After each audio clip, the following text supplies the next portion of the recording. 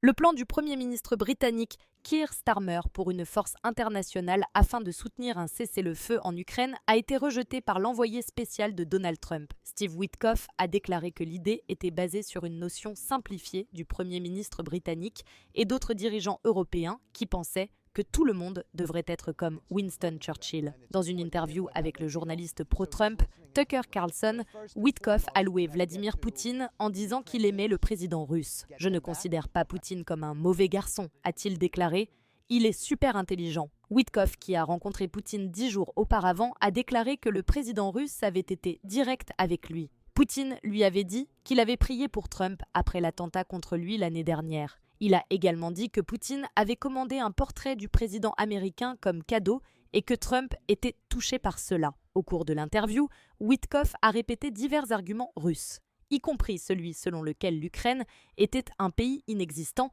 et a demandé quand le monde reconnaîtrait le territoire ukrainien occupé comme russe. Witkoff dirige les négociations de cessez-le-feu des États-Unis avec la Russie et l'Ukraine, mais il n'a pas été en mesure de nommer les 5 régions de l'Ukraine qui sont soit partiellement occupées, soit annexées par les forces russes.